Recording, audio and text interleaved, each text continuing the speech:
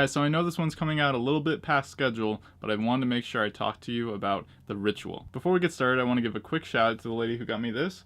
It's her birthday today, and we're going to celebrate soon and go see the Oscar animated shorts. I'm very much looking forward to it. So The Ritual just came out on Netflix, and it's a horror film directed by David Bruckner. It's also based on the novel of the same name, written by Adam Neville. The film stars Rafe Spall, Arsher Ali, Robert James-Collier, and Sam Troughton as four friends who end up going into the forest to commemorate the passing of their friend 6 months prior, and things start getting really creepy and mysterious, and of course, then we have a horror film. So this film actually won the award for Best Effects at the British Independent Film Awards, and I've been actually waiting for it for quite a while because it came out in the UK sometime near the end of 2017, and it finally got a little bit of a wider release here on Netflix. I'd say it's definitely worth checking out for those of you fans of horror.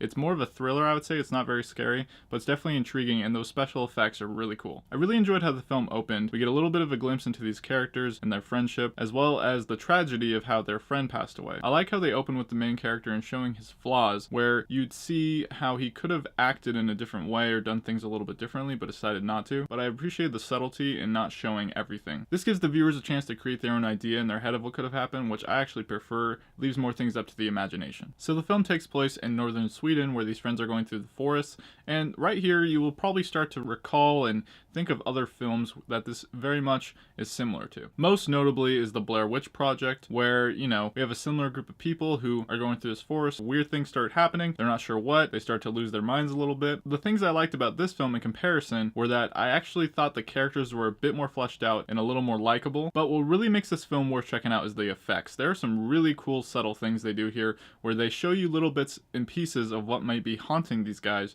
but they don't really give you too much until we get closer near the end. But what I really liked was the subtle things here early on, where you think there might be something worth seeing in the screen, and it gets really quiet and slow, and then out of nowhere something moves and you see it and you're like, wow, I can't believe I just saw that. Where did it come from? We clearly see that the main character is haunted by what happened to his friend, and this is done really well because we see how he is kind of hallucinating the events that he hasn't quite forgotten, like almost like a PTSD, and we see how they blend in those hallucinations with what's actually going on, and that leaves for a lot of really cool effects. I really appreciate how the film culminated in the end, and I think it's definitely worth checking out. I like that the creature itself was very unique. It didn't really remind me or look anything quite like something I had seen before. It's also a great length, of course. It's pretty short, like most horror films, about only an hour and 30 minutes. Definitely check this one out on Netflix when you get the chance. The Ritual sacrifices a familiar setting to create a fresh dynamic with well-developed characters and an incredible display of special effects. And that's why this film is a Dyligent pick. I feel like it's been a while since I've seen a horror film, and I was definitely glad I decided to check this one out.